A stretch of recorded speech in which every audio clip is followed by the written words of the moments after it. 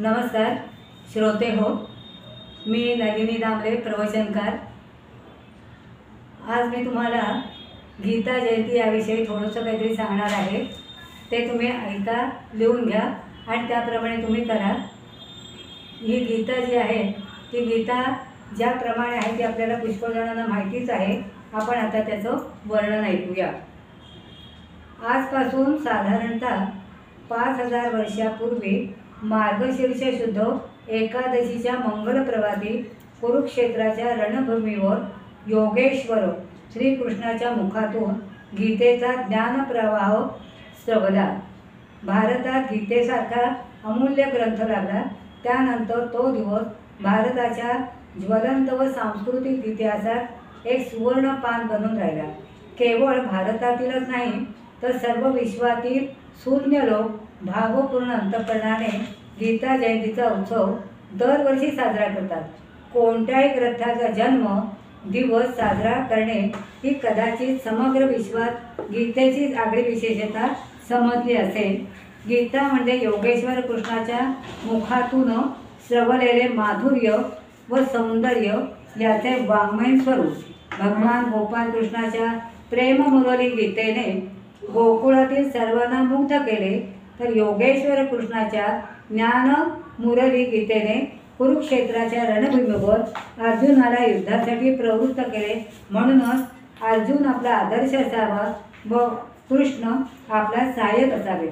दोन महान पुरुषांना नजरेसमोर ठेवून आपण आपल्या जीवनाची योग्य घडण करावी, हीच गीतेची फलश्रुती आहे। एवढेच महाभारत व्यासाने लिहिले। व्यासाने गीता लिहिली आणि त्या गीतेमध्ये 700 श्लोक आणि 18 अध्याय अशा गीतामध्ये या गीतेचं व्यासाने लिखाण केलेलं आहे। ही गीता सगळ्या जगाला व्यापून टाकणारी आणि आवडणारी आणि ज्ञान देणारी, त्यात विज्ञान, अध्यात्म, सांस्कृतिक सर्व प्रकारची धर्मशास्त्र याच्यामध्ये सांगितलेलं आहे। आणि ही विद्वान गीता सर्व लोक वाचतात आणि त्याचं अनुकरण अत्यंत योग्य प्रकारे करतात। आता ही एवढी मोठी गीता 700 श्लोक आणि 18 अध्याय एवढी रोज आपल्याला कामानिमित्त नोकरीनिमित्त आपण म्हणू शकत नाही। त्यामुळे या गीतेचे 18 अध्यायातले 18 श्लोक जे आहेत ते वाचून दाखवते तुम्हाला। ते तुम्ही ऐका आणि रोज ते म्हणणं आपल्याला सोपं जाईल। जे गीता पूर्ण वाचल्याचं आपल्याला पुण्य मिळेल। ते आता श्लोक तुम्ही ऐका। 18 श्लोकी मराठी श्रीमद भागवत गीता। अध्याय पहिला। गेले कौरव आणि पांडवरणी वर्णी कथा संजयो, ती ऐके धृतराष्ट्र उत्सुकमय वाटे तया विस्मयो। पाहे पाथरणी कुलक्षे घडे चित्ती विषादाधरी, युद्धापासून होऊन विमुखते टाकी धनुष्य दुरी। अध्याय दुसरा। झाला अर्जुन शोकमग्न बघुनी वेदांत सांगे हरी, आत्मा शाश्वत देश अश्वरसे जाणून घे अंतरी। घेई बाण धनु करी समरतू कर्तव्य ते आचरी, वागे निस्पृह शोक न धरी ज्ञानी जनांच्या परी। अध्याय तिसरा। विभो कर्माहुनी अधिक बर्वे ज्ञान म्हणसी, तरी का तू येथे मज गर्वे हिंसा करविसी। वदे तेव्हा पार्था परी यदुपती करिवी कर्म विनेते, फलेच्छा सांडोनी सहज मन नैष्कर्य घडते। हराया चौथा अध्याय। हराया भूभारा अमित अवतारा सिधरितो, विनाशून्य दुष्टा सतत निजवासा सुखवितो। नियंता मी भूता समजून असे कर्म मजसी, समर्पी तू कर्मे मग तिळभरी बद्ध नससी। अध्याय पाचवा।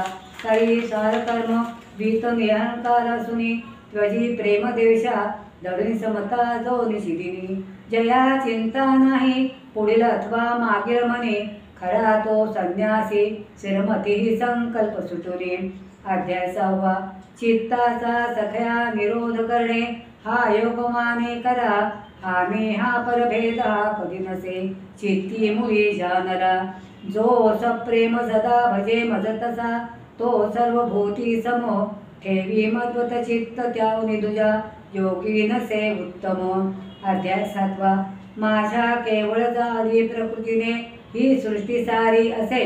पृथ्वी माझी सुगंध मी तरस मी तोताय पार्थासे. सर्वांतर्गत मी परी तू मजसी देहग्रस्त माया बळे. जे चित्ती मज चिंतती सतते तापत्रया वेगळे. अध्याय 8. सदा ध्यानी माते हृदय कमळी जे शिरमणे. तया मी देहांती सुखमित देतो हरिमणे. तरी पार्था माझे निशिदिनी करी ध्यान भजन. मिळोनी मद्रूपी मग चुकविसी जन्म मरण. भक्तीने अध्याय 9. भक्तीने जलपत्र पुष्प फलकी वाही तुझे अर्पिले. ते प्रियते विते नरसदा मत्कीर्तनी रंगले. पार्था ते मुखधन्य त्या मुखी बसे मन्नाम संकीर्तन. विष्णू कृष्ण मुकुंद माधवई गोविंद नारायण. अध्याय 10. कोठे देवासी चिंतू जरी म्हणते असे एक माझ्या विभूती. संक्षेपे अजून आहे तुझ भुज कथितो मी असे सर्वभूती. मी धाता विष्णू मी श्रीव मी रवी निगमे साम मी विश्वरूप. माझी सर्वस्व सत्ता जगे असून असे दिव्य माझे स्वरूप. अध्याय 11. पार्थ विनवे माधवासी विश्वरूप भेटवा. म्हणून या हरिधरी विकट रूप ते धवा. मांडिला अनर्थ थोरो पांडू कुमर घाबरे. म्हणे पुनश्च दाखवा प्रभो स्वरूप गोजिरे. अध्याय 12. बरी सगुण भक्ती की भजन निर्गुणाचे बरे. पुसे विजय तदा हरिवते तया आदरे. असोत बहुयोगते तरी भक्ती या गाहुनी. नशेची दुसरा असा सुलभ तो श्रम वाचुनी. अध्याय 13. क्षेत्र क्षेत्रज्ञ दोन्ही कथुनी. मग पुढे कृष्ण पार्थासी सांगे ज्ञाने ते म्हणावा मज भजुनी. कदा दो मदाने न मागे. तैसा जा भेद बाणे प्रकृती पुरुषीच्या सर्व ठाई समत्व. कर्माची त्यासी बाधा मैत्रिडबरी नसे पावता तो प्रभुत्व. 14. अध्याय. पार्था मी जनिता तशीच जननी माया जगत संतती. जीवा सत्व रजस्तमणी श्रवगुण ते स्वाभाविक व्यापिती. जो सेवी परिभक्तीने मदतया ते बाधती नागुण. झाला मत्समतो प्रिया प्रिय नसे त्याचे नुरे निपण. 15. अध्याय. पूर्वी मूळतळी अपार पसरे अश्वत संसार तो. छेदाया दृढशस्त्र एकचितया निस्संगता भूतो. ऐसे ओळखुनी क्षराक्षर मला ते पूजिती भारता. ते होती कथकृत्य गुह्य कळुनी पावोनी सर्वज्ञता. अध्याय 16. दैवी प्रकृती लक्षणे मनी धरी धैर्य क्षमा प्रौढता.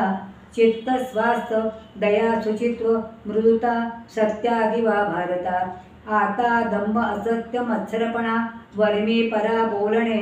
काम क्रोध अहंकृती त्यज सदाही आसुरी लक्षणे. अध्याय 17. सत्वर चस्तम 3 गुणासह श्रद्धा तप मख दान से. त्रिविध तापही निज बीजापरी आवडे त्यावरे धुलवैसे. उत्तम मध्यम अधम जाण ही क्रमे तया तुम्ही सत्वधरी. मग ओम तत्सत वधुनी धनंजय ब्रह्मसर्पण कर्म करी. अध्याय 18. त्यजू उपासे युद्ध परिते प्रकृती करवीर तुझकडूनी.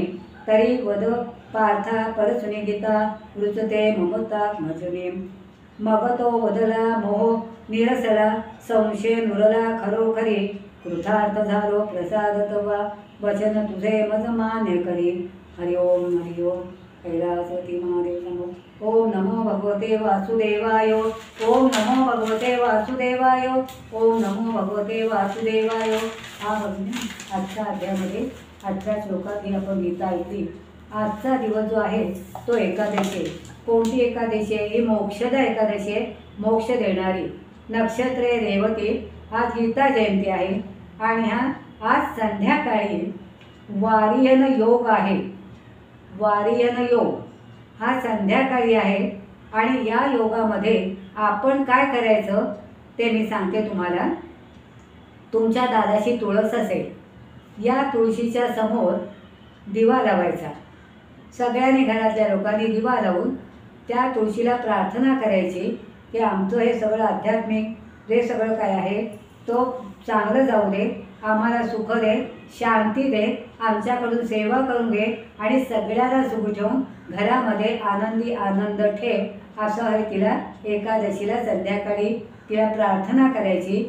आणि हरि ओम नमस्ते ओम नमो भगवते वासुदेवाय हा जितके वेळा जप करता येईल तितके वेळा तुळशीच्या जवळ उभं राहून, बसायला जागा असेल तर बसून, कारण आजकाल आपण कुंड्या ठेवतो वरती कठड्यावर, त्यामुळे खाली बसता येत नाही, मग खुर्चीवर बसलात तरी चालेल, पण त्या बसून 118 वेळा किंवा 101 वेळा किंवा जमेल तेवढा हा ओम हरि ओम नमोस्ते भगवते वासुदेवाय, हरि ओम नमो भगवते वासुदेवाय हा जप करा।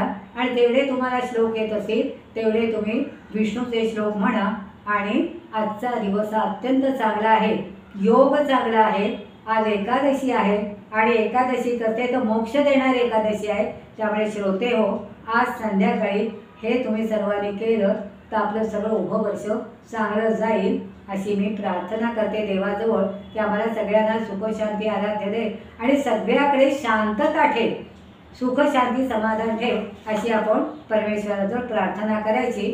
हा आजचा इतका चांगला योग आहे म्हणून ही गीता आपण ऐकली, तुम्ही म्हणा गीता 18 श्लोक दिलेले आहेत ते, आणि परमेश्वराजवळ अशी प्रार्थना करा अशी मी तुम्हाला विनंती करते।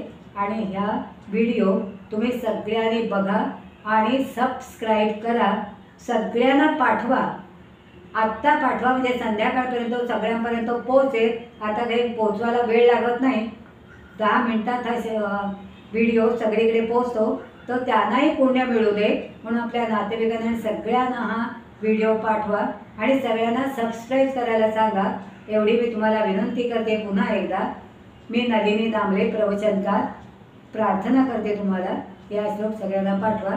नमस्कार।